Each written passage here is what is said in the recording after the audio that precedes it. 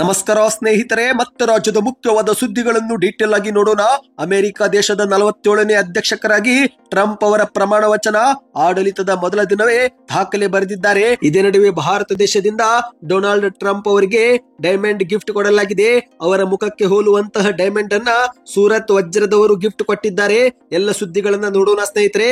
ಇನ್ನು ಮಂಗಳೂರು ಬ್ಯಾಂಕ್ ದರೋಡೆ ಪ್ರಕರಣ, 3 ಆರೋಪಿಗಳನ್ನ ಬಂಧಿಸಿದ ಪೊಲೀಸರು, ಎಲ್ಲ ಸುದ್ದಿಗಳನ್ನ ನೋಡೋಣ.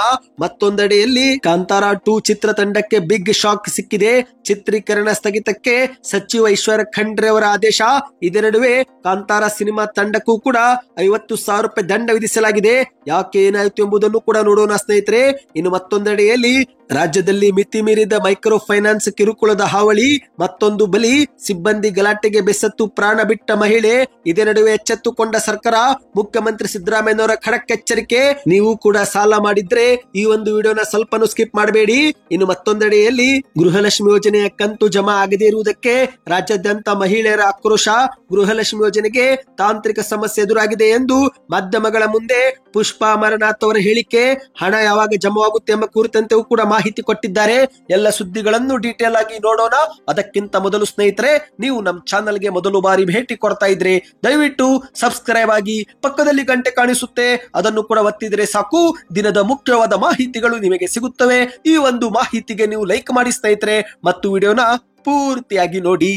ಮೊದಲನೇ ಮುಖ್ಯವಾದ ಮಾಹಿತಿ, ಈಗ ಭಾರತದ ಮಿತ್ರ ದೇಶ ಅಮೆರಿಕ ದೇಶದಲ್ಲಿ 47ನೇ ಅಧ್ಯಕ್ಷರಾಗಿ ಡೊನಾಲ್ಡ್ ಟ್ರಂಪ್ ಅವರು ಪ್ರಮಾಣ ವಚನವನ್ನ ಇಂದು ಸ್ವೀಕರಿಸಿದ್ದಾರೆ. ಹೌದು ಗೆಳೆಯರೆ, ಜೋ ಬೈಡನ್ ಕಳೆದ ವರ್ಷ ಆಡಳಿತ ಅಂತ್ಯಗೊಂಡಿದ್ದು, ಈ ಬಾರಿ ಚುನಾವಣೆಯಲ್ಲಿ ಅಭೂತಪೂರ್ವ ಗೆಲುವನ್ನು ದಾಖಲಿಸಿ ಡೊನಾಲ್ಡ್ ಟ್ರಂಪ್ ಅವರು ಅಮೆರಿಕದ 47ನೇ ಅಧ್ಯಕ್ಷರಾಗಿ ಇಂದು ಪ್ರಮಾಣ ವಚನವನ್ನ ಸ್ವೀಕರಿಸಿದ್ದಾರೆ. ಹೌದು, ಬರೋಬ್ಬರಿ 40 ವರ್ಷಗಳ ಬಳಿಕ ಇದೇ ಮೊದಲ ಬಾರಿಗೆ ಅಮೆರಿಕದ ಅಧ್ಯಕ್ಷಕ ಪ್ರಮಾಣ ವಚನವನ್ನ ಸ್ವೀಕಾರ ಮಾಡಲಾಗಿದೆ ಸ್ನೇಹಿತರೆ. ಇದೇ ಒಂದು ಸಮಾರಂಭದಲ್ಲಿ ಮಾತನಾಡಿರುವಂತಹ ಡೊನಾಲ್ಡ್ ಟ್ರಂಪ್ ಅವರು ಅಮೆರಿಕ ದೇಶವನ್ನು ಮತ್ತೊಮ್ಮೆ ಶ್ರೇಷ್ಠ ದೇಶವನ್ನಾಗಿ ಮಾಡುತ್ತೇನೆ ಎಂದು ಪ್ರತಿಜ್ಞೆಯನ್ನ ಮಾಡಿದ್ದಾರೆ.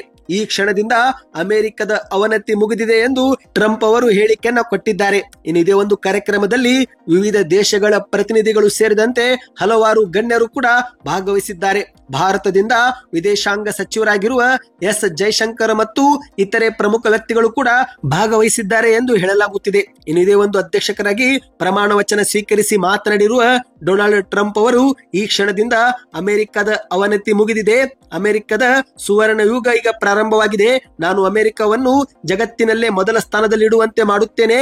ಇಂದಿನಿಂದಲೇ ಅಮೆರಿಕಕ್ಕೆ ಸುವರ್ಣ ಯುಗ ಪ್ರಾರಂಭ ಎಂದು ವಿಶ್ವಾಸದಿಂದ ಮಾತನಾಡಿದ್ದಾರೆ. ಇತ್ತೀಚೆಗೆ ನನ್ನ ಮೇಲೆ ಗುಂಡನ್ನು ಹಾರಿಸಲಾಗಿತ್ತು, ಗುಂಡು ನನ್ನ ಕಿವಿಯ ಬಳಿಯಿಂದಲೇ ಹೋಗಿದೆ, ಆದರೆ ನಾನು ಉಳಿದಿದ್ದೇನೆ ಅಂದ್ರೆ ಯಾವುದೋ ಒಂದು ಕಾರಣಕ್ಕಾಗಿನೇ ದೇವರು ನನ್ನನ್ನು ಉಳಿಸಿದ್ದಾನೆ. ಹಾಗಾಗಿ ಅಮೆರಿಕ ದೇಶವನ್ನು ಮತ್ತಷ್ಟು ಶ್ರೇಷ್ಠಗೊಳಿಸಲು ದೇವರು ನನ್ನನ್ನು ರಕ್ಷಿಸಿದ್ದಾನೆ ಎಂದು ನಾನು ಭಾವಿಸಿದ್ದೇನೆ ಎಂದು ಡೊನಾಲ್ಡ್ ಟ್ರಂಪ್ ಅವರು ತಮ್ಮ ಮೇಲೆ ನಡೆದಂತ ಕೊಲೆ ಪ್ರಯತ್ನವನ್ನ ಇದೇ ಸಮಾರಂಭದಲ್ಲಿ ನೆನಪಿಸಿಕೊಂಡು ಮಾತನಾಡಿದ್ದಾರೆ ಸ್ನೇಹಿತರೆ. ಅಂದ ಹಾಗೆ ಸ್ನೇಹಿತರೆ, ಇಲ್ಲಿ ಮತ್ತೊಂದು ಮುಖ್ಯವಾದ ವಿಚಾರವೇನೆಂದ್ರೆ, ಡೊನಾಲ್ಡ್ ಟ್ರಂಪ್ ಅವರು 2 ಕೈಗಳನ್ನ ಬೈಬಲ್ ಮೇಲೆ ಇಟ್ಟು ಪ್ರಮಾಣ ವಚನವನ್ನ ಸ್ವೀಕರಿಸಿದ್ದಾರೆ ಎಂದು ಹೇಳಲಾಗುತ್ತಿದೆ. ಹೌದು, ಈ ಒಂದು ಹಿಂದೆ 1955ರಲ್ಲಿ ಅವರ ತಾಯಿಯವರಿಗೆ ಬೈಬಲ್ ಅನ್ನ ನೀಡಿದ್ರಂತೆ.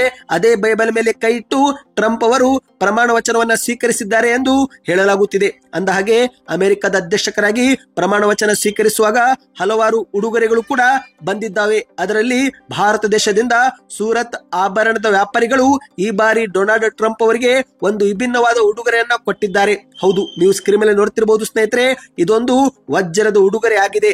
ಟ್ರಂಪ್ ಅವರ ಮುಖಕ್ಕೆ ಹೋಲುವಂತಹ ವಜ್ರವನ್ನ ಸೂರತ್ ವಜ್ರದ ವ್ಯಾಪಾರಿಗಳು ತಯಾರಿಸಿದ್ದು, ಇದನ್ನು ಸೂರತ್ ಮೂಲದ ಗ್ರೀನ್ ಲ್ಯಾಬ್ ಡೈಮಂಡ್ ಕಂಪನಿ ತಯಾರಿಸಿದೆ ಎಂದು ಹೇಳಲಾಗಿದೆ ಸ್ನೇಹಿತರೆ. ಇನ್ನು ಈ ಒಂದು ಡೈಮಂಡ್ ಸಾಧಾರಣವಾದ ಡೈಮಂಡ್ ಅಲ್ಲ ಸ್ನೇಹಿತರೆ. ಹೌದು, ಟ್ರಂಪ್ಗೆ ಕೊಟ್ಟಿರುವ ಈ ಒಂದು ಗಿಫ್ಟ್ ನೈಸರ್ಗಿಕ ವಜ್ರವಲ್ಲ, ಪ್ರಯೋಗಾಲಯದಲ್ಲಿ ವಿಶೇಷವಾಗಿ ಇದನ್ನ ಸಿದ್ಧಪಡಿಸಲಾಗಿದೆ ಎಂದು ಹೇಳಲಾಗುತ್ತಿದೆ. ಸರಿಸುಮಾರು 4.5 ಕ್ಯಾರೆಟ್ ನ ವಜ್ರ ಇದಾಗಿದ್ದು ನೋಡಲು ಬಹಳ ಆಕರ್ಷಕವಾಗಿದೆ. ಇನ್ನು ಈ ಒಂದು ವಜ್ರದಲ್ಲಿ ಟ್ರಂಪ್ ಅವರ ಮುಖಚಿತ್ರವನ್ನ ತಯಾರಿಸಲು ಸುಮಾರು 2 ತಿಂಗಳುಗಳನ್ನ ತೆಗೆದುಕೊಳ್ಳಲಾಗಿದೆ ಎಂದು ಗ್ರೀನ್ ಲ್ಯಾಬ್ ಕಂಪನಿ ಹೇಳಿದೆ. ಇದೊಂದು ಮುಖ್ಯವಾದ ಮಾಹಿತಿಯಾಗಿತ್ತು. ಇನ್ನಿದೀಗ ಕರ್ನಾಟಕದ ಮುಖ್ಯವಾದ ಮಾಹಿತಿಗಳಿಗೆ ಹೋಗೋಣ. ಅದಕ್ಕಿಂತ ಮೊದಲು ಸ್ನೇಹಿತರೆ, ವಿಡಿಯೋನ ಲೈಕ್ ಮಾಡಿ ಮತ್ತು ಚಾನೆಲ್ಗೂ ಕೂಡ ಸಬ್ಸ್ಕ್ರೈಬ್ ಮಾಡಿ. ನಿಮಗೆಲ್ಲರಿಗೂ ಗೊತ್ತಿರುವ ಹಾಗೆ ಇತ್ತೀಚೆಗೆ ಬೀದರ್ ಜಿಲ್ಲೆಯಲ್ಲಿ SBI ATMಗೆ ತುಂಬಲು ಬಂದಂತ ಹಣವನ್ನ ಹಾಡಹಗಲೇ ದರೋಡೆ ಮಾಡಿದ್ರು. ನಂತರ ಪೊಲೀಸರ ಕೈಗೆ ಸಿಕ್ಕು ಹಾಕಿಕೊಂಡಿದ್ರು. ಅದಾದ ಮರುದಿನವೇ ಮಂಗಳೂರು ಜಿಲ್ಲೆಯಲ್ಲೂ ಕೂಡ ಬ್ಯಾಂಕ್ ದರೋಡೆ ನಡೆದಿತ್ತು. ಈಗ ಇಲ್ಲೂ ಕೂಡ ಪೊಲೀಸರು 3 ಆರೋಪಿಗಳನ್ನ ಬಂಧಿಸುವಲ್ಲಿ ಯಶಸ್ವಿಯಾಗಿದ್ದಾರೆ. ಹೌದು, ಮಂಗಳೂರು ಜಿಲ್ಲೆಯ ಉಳ್ಳಾಳದ ಕೋಟೆಕಾರು ಸಹಕಾರಿ ಬ್ಯಾಂಕ್ ದರೋಡೆ ಪ್ರಕರಣಕ್ಕೆ ಇದೀಗ ಪೊಲೀಸರು 3ರನ್ನ ಬಂಧಿಸುವಲ್ಲಿ ಯಶಸ್ವಿಯಾಗಿದ್ದಾರೆ. ಸರಿಸುಮಾರು 12 ಕೋಟಿಗೂ ಅಧಿಕ ಮೌಲ್ಯದ ಹಣ ಮತ್ತು ಚಿನ್ನಾಭರಣ ದರೋಡೆ ಮಾಡಿ ಪರಾರಿಯಾಗಿದ್ದಂತ 3 ಆರೋಪಿಗಳನ್ನ ಪೊಲೀಸರು ಇಂದು ಮದುರೈನಲ್ಲಿ ಬಂಧಿಸುವಲ್ಲಿ ಯಶಸ್ವಿಯಾಗಿದ್ದಾರೆ. ಬಂಧಿತ ಆರೋಪಿಗಳನ್ನು ಮುರುಗನ್, ಪ್ರಕಾಶ್ ಮತ್ತು ಮಣಿವಣ್ಣನ್ ಎಂದು ಗುರುತಿಸಲಾಗಿದೆ. ಸ್ನೇಹಿತರೆ, ತಮಿಳುನಾಡು ರಾಜ್ಯದ ವಿವಿಧ ಪ್ರದೇಶದಲ್ಲಿ 3 ಆರೋಪಿಗಳು ಬಂಧನವಾಗಿದ್ದು, ಮುರುಗನ್, ಪ್ರಕಾಶ್ ಮತ್ತು ಮಣಿವಣ್ಣನ್ವರು ಪ್ರಮುಖ ಬಂಧಿತ ಆರೋಪಿಗಳಾಗಿದ್ದಾರೆ ಎಂದು ಹೇಳಲಾಗಿದೆ. ಇತರೆ ಆರೋಪಿಗಳು ಕೂಡ ಈಗಲೂ ಕೂಡ ಪರಾರಿಯಾಗಿದ್ದು ಅವರನ್ನು ಕೂಡ ಶೀಘ್ರದಲ್ಲೇ ಬಂಧಿಸಲಾಗುವುದು ಎಂದು ಮಂಗಳೂರು ಜಿಲ್ಲೆಯ ಪೊಲೀಸ್ ಆಯುಕ್ತರಾಗಿರುವ ಅನುಪಮ್ ಅಗ್ರವಾಲ್ ಎನ್ನುವರು ಮಾಧ್ಯಮಗಳ ಮುಂದೆ ತಿಳಿಸಿದ್ದಾರೆ. ಇನ್ನೀಗ ಮತ್ತೊಂದು ಮುಖ್ಯವಾದ ಮಾಹಿತಿಗೆ ಹೋಗೋಣ. ಕಾಂತಾರ 2 ಚಿತ್ರತಂಡಕ್ಕೆ ಬಿಗ್ ಶಾಕ್ ಎದುರಾಗಿದೆ. ಹೌದು ಸ್ನೇಹಿತರೆ, ಚಿತ್ರೀಕರಣವನ್ನೇ ಸ್ಥಗಿತ ಮಾಡುವಂತೆ ಸಚಿವ ಈಶ್ವರ್ ಖಂಡ್ರೆ ಅವರು ಖಡಕ್ ಆದೇಶವನ್ನ ರವಾನಿಸಿದ್ದಾರೆ. ಹೌದು, ಚಿತ್ರತಂಡಕ್ಕೆ ಬಿಗ್ ಶಾಕ್ ಎನ್ನುವಂತೆ ಇದೀಗ ಷರತ್ತು ಉಲ್ಲಂಘನೆ ಮಾಡಿದ್ದಾರೆ ಎಂದು ಅರಣ್ಯ ಸಚಿವರಾಗಿರುವ ಈಶ್ವರ್ ಖಂಡ್ರೆ ಅವರು ಅಧಿಕಾರಿಗಳಿಗೆ ಪರಿಶೀಲನೆ ಮಾಡಿ ಎಂದು ಸೂಚನೆ ಕೊಟ್ಟಿದ್ದಾರೆ. ಅಷ್ಟು ಮಾತ್ರವಲ್ಲದೆ ಇದೇ ಒಂದು ಚಿತ್ರೀಕರಣ ಮಾಡುವಾಗ ಒಂದು ವೇಳೆ ವನ್ಯ ಜೀವಿಗಳಿಗೆ ಅಥವಾ ಸಸ್ಯ ಸಂಕುಲಕ್ಕೆ ಅಥವಾ ಅರಣ್ಯಕ್ಕೆ ಏನಾದರೂ ಹಾನಿಯಾಗಿದ್ರೆ ಕೂಡಲೇ ಚಿತ್ರೀಕರಣವನ್ನ ಸ್ಥಗಿತಗೊಳಿಸಿ ಅವರ ವಿರುದ್ಧ ಕ್ರಮ ತೆಗೆದುಕೊಳ್ಳಿ ಎಂದು ಖಡಕ್ ಆದೇಶವನ್ನ ರವಾನಿಸಿದ್ದಾರೆ. ಈಗಾಗಲೇ ಕಾಂತಾರ ಸಿನಿಮಾ ತಂಡಕ್ಕೆ 50,000 ರೂಪಾಯಿ ದಂಡವೂ ಕೂಡ ವಿಧಿಸಲಾಗಿದೆ. ಹೌದು, ಈ ಒಂದು ಹಿಂದೆ 2022ರ blockbuster Kantara chapter 1 Kannada cinema ಚಿತ್ರೀಕರಣದ ವೇಳೆ ಸಕಲೇಶಪುರ ಅರಣ್ಯದಲ್ಲಿ ಅಕ್ರಮವಾಗಿ ಶೂಟಿಂಗ್ ಸೆಟ್ ವಸ್ತುಗಳನ್ನ ಸುರಿದಿದ್ದಕ್ಕಾಗಿ ನಿರ್ಮಾಣ ಸಂಸ್ಥೆ ಹೊಂಬಾಳೆ ಫಿಲ್ಮ್ಸ್ಗೆ ಅರಣ್ಯ ಇಲಾಖೆ ಅಧಿಕಾರಿಗಳು ಇದೀಗ 50,000 ರೂಪಾಯಿ ದಂಡವನ್ನ ವಿಧಿಸಿದ್ದಾರೆ. ಹೌದು, ರಿಷಬ್ ಶೆಟ್ಟಿ ನಿರ್ದೇಶನದ ಕಾಂತಾರ ಸಿನಿಮಾ ಸಮಯದಲ್ಲಿ ಅರಣ್ಯದಲ್ಲಿ ಸ್ಫೋಟಿಸಿ ಮರಗಳನ್ನ ಕಡಿದಿರುವ ಆರೋಪ ಕೇಳಿ ಬಂದಿದೆ. ಸ್ನೇಹಿತರೆ, ಇದೇ ಒಂದು ಆರೋಪದ ಹಿನ್ನೆಲೆಯಲ್ಲಿ ಸಕಲೇಶಪುರ ಅರಣ್ಯದ ಸರ್ವೆ ಸಂಖ್ಯೆ 131ರ ಡೀಮ್ಡ್ ಫಾರೆಸ್ಟ್ ನಲ್ಲಿ ಚಿತ್ರೀಕರಣ ನಡೆದಿದ್ದು ಈ ಕುರಿತಂತೆ ಇದೀಗ 50,000 ರೂಪಾಯಿ ದಂಡವನ್ನ ವಿಧಿಸಲಾಗಿದೆ. ಏಕೆಂದ್ರೆ ಚಿತ್ರತಂಡವು ಷರತ್ತು ಪಡೆಯುವ ಮುನ್ನವೇ ಅಂದ್ರೆ ಪರ್ಮಿಷನ್ ಪಡೆಯುವ ಮುನ್ನವೇ ಅರಣ್ಯದ ಒಳಗಡೆ ಹೋಗಿ ಸಿನಿಮಾ ಸೆಟ್ಟಿನ ಸಾಮಗ್ರಿಗಳನ್ನ ಸುರಿದಿದ್ದಾರೆ. ಇದು ಅತಿಕ್ರಮಣಕ್ಕೆ ಸಮನಾಗಿದ್ದು ಹಾಗಾಗಿ ಕರ್ನಾಟಕದ ಅರಣ್ಯ ಕಾಯ್ದೆ ಅಡಿಯಲ್ಲಿ ಈಗ 50,000 ರೂಪಾಯಿ ದಂಡವನ್ನು ವಿಧಿಸಲಾಗಿದೆ ಎಂದು ಹೇಳಲಾಗಿದೆ. ಸ್ನೇಹಿತರೆ, ಇದೊಂದು ಶಾಕಿಂಗ್ ಸುದ್ದಿಯಾಗಿತ್ತು. ಇನ್ನೀಗ ಮತ್ತೊಂದು ಮುಖ್ಯವಾದ ಮಾಹಿತಿಗೂ ಹೋಗೋಣ. ಈಗ ರಾಜ್ಯದಲ್ಲಿ ಇತ್ತೀಚೆಗೆ ಮೈಕ್ರೋ ಫೈನಾನ್ಸ್ ಸಾಲದ ಕಿರುಕುಳ ಹೆಚ್ಚಾಗಿದ್ದು ಇದೇ ಒಂದು ವಿಚಾರಕ್ಕೆ ಮುಖ್ಯಮಂತ್ರಿ ಸಿದ್ದರಾಮಯ್ಯನವರು ಸಭೆ ಮಾಡಿ ಖಡಕ್ ಎಚ್ಚರಿಕೆ ಕೊಟ್ಟಿದ್ದಾರೆ. ಹೌದು ಸ್ನೇಹಿತರೆ, ಇತ್ತೀಚೆಗೆ ಬೆಳಗಾವಿ ಜಿಲ್ಲೆಯಲ್ಲೂ ಕೂಡ ಬಾಣಂತಿ ಎಂದು ಕೂಡ ನೋಡದೆ ಮನೆಯಿಂದ ಹೊರದಬ್ಬಿದ್ರು. ಈಗ ಅದೇ ರೀತಿ ಮೈಕ್ರೋ ಫೈನಾನ್ಸ್ ವ್ಯವಹಾರದವರು ಮೈಸೂರು, ಚಾಮರಾಜನಗರ ಸೇರಿದಂತೆ ಹಲವಾರು ಜಿಲ್ಲೆಗಳಲ್ಲಿ ಜನರಿಗೆ ಸಾಲ ಕೊಟ್ಟು ಕಿರುಕುಳ ಕೊಡ್ತಿದ್ದಾರೆ ಎಂಬ ದೂರುಗಳು ಕೇಳಿ ಬಂದಿವೆ.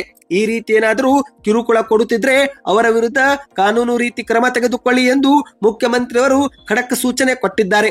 ಯಾವುದೇ ಕಾರಣಕ್ಕೂ ಜನರಿಗೆ ಕಿರುಕುಳ ನೀಡುವಂತಿಲ್ಲ, ಅದನ್ನ ನಾನು ಸಹಿಸುವುದಿಲ್ಲ ಎಂದು ಸಭೆಯಲ್ಲಿ ಮುಖ್ಯಮಂತ್ರಿಯವರು ಎಚ್ಚರಿಕೆ ಕೊಟ್ಟಿದ್ದಾರೆ. ಹೌದು, ನಿನ್ನೆ ಸೋಮವಾರ ವಿಧಾನಸೌಧದಲ್ಲಿ ಸುದ್ದಿಗಾರರೊಂದಿಗೆ ಮಾತನಾಡಿದಂತ ಮುಖ್ಯಮಂತ್ರಿಯವರು ಇಂದು ರಾಜ್ಯದಲ್ಲಿ ಜನರನ್ನು ಹೆದರಿಸಿ ಕಿರುಕುಳ ನೀಡುವುದನ್ನು ನಾನು ಸಹಿಸುವುದಿಲ್ಲ. ಇಂದು ಮೈಸೂರು, ಚಾಮರಾಜನಗರ ಸೇರಿದಂತೆ ಹಲವಾರು ಗ್ರಾಮೀಣ ಭಾಗದಲ್ಲಿ ಮೈಕ್ರೋ ಫೈನಾನ್ಸ್ ಅವರ ಭೀತಿಯಿಂದ ಜನ ಊರು ಬೀಳುತ್ತಿದ್ದಾರೆ. ಜನರಿಗೆ ಕಿರುಕುಳ ನೀಡುವ ಇಂತಹ ಮೈಕ್ರೋ ಫೈನಾನ್ಸ್ ವ್ಯವಹಾರಗಳ ಮೇಲೆ ನಾವು ಕಾನೂನು ಕ್ರಮ ತೆಗೆದುಕೊಳ್ಳುತ್ತೇವೆ. ಕೇವಲ ಮೈಸೂರು, ಚಾಮರಾಜನಗರ ಮಾತ್ರವಲ್ಲ, ಯಾವುದೇ ಜಿಲ್ಲೆ ಆಗಲಿ ಮೈಕ್ರೋ ಫೈನಾನ್ಸ್ ದವರು ಕಿರುಕುಳ ಕೊಟ್ರೆ ತಪ್ಪು ತಪ್ಪೆ, ಅಂತವರ ವಿರುದ್ಧ ಕಾನೂನು ರೀತಿಯ ಕ್ರಮ ತೆಗೆದುಕೊಳ್ಳಲಾಗುವುದು ಎಂದು ಹೇಳಿಕೆಯನ್ನು ಕೊಟ್ಟಿದ್ದಾರೆ. ಸ್ನೇಹಿತರೆ, ನೀವು ಕೂಡ ಏನಾದರೂ ಸಾಲ ಮಾಡಿದ್ರೆ ಕಮೆಂಟ್ನಲ್ಲಿ ಎಸ್ ಅಥವಾ ನೋ ಎಂದು ಕಮೆಂಟ್ ಮಾಡಿ.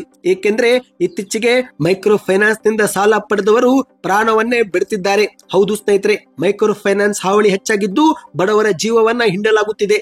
ಎಷ್ಟೋ ಜನರು ಸಾಲ ಮಾಡಿಕೊಂಡು ಮರುಪಾವತಿ ಮಾಡಲಾಗದೆ ಸಾವಿನ ಹಾದಿ ಹಿಡಿದರೆ ಇನ್ನು ಕೆಲವರು ಮನೆಯನ್ನೇ ಬಿಟ್ಟು ಬೇರೆ ಊರಿಗೆ ಪ್ರಯಾಣವನ್ನ ಬೆಳೆಸಿದ್ದಾರೆ. ಇನ್ನು ಈಗ ಬಂದಿರೋ ಮಾಹಿತಿ ಪ್ರಕಾರ ರಾಮನಗರದಲ್ಲಿ ಫೈನಾನ್ಸ್ ಹಾವಳಿಗೆ ಮತ್ತೊಂದು ಜೀವ ಬಲಿಯಾಗಿದೆ ಎಂದು ಹೇಳಲಾಗುತ್ತಿದೆ. ರಾಮನಗರ ತಾಲೂಕಿನ ತಿಮ್ಮಯ್ಯನ ದೊಡ್ಡಿ ಗ್ರಾಮದ ಯಶೋದಮ್ಮ ಎನ್ನುವರು ಸಾಲಗಾರರ ಕಾಟಕ್ಕೆ ನೇಣು ಬಿಗಿದುಕೊಂಡು ಆತ್ಮಹತ್ಯೆ ಮಾಡಿಕೊಂಡಿದ್ದಾರೆ ಎಂದು ಹೇಳಲಾಗುತ್ತಿದೆ. ಇನ್ನೀಗ ಕೊನೆಯ ಮುಖ್ಯವಾದ ಮಾಹಿತಿಗೆ ಹೋಗೋಣ. ಸ್ನೇಹಿತರೆ, ನೀವು ಕೂಡ ಗೃಹಲಕ್ಷ್ಮಿ ಯೋಜನೆಯ ಫಲಾನುಭವಿಗಳಾಗಿದ್ರೆ ಕಮೆಂಟ್ ನಲ್ಲಿ ಎಸ್ ಅಥವಾ ನೋ ಎಂದು ಕಮೆಂಟ್ ಮಾಡಿ. ಈಗ ರಾಜ್ಯ ಸರ್ಕಾರದ ಗೃಹಲಕ್ಷ್ಮಿ ಯೋಜನೆಯ ಹಣ ಜಮಾ ಆಗದಿರುವುದಕ್ಕೆ ರಾಜ್ಯಾದ್ಯಂತ ಮಹಿಳೆಯರು ಮಹಿಳೆಯರು ವ್ಯಾಪಕವಾಗಿ ಆಕ್ರೋಶವನ್ನ ವ್ಯಕ್ತಪಡಿಸುತ್ತಿದ್ದಾರೆ.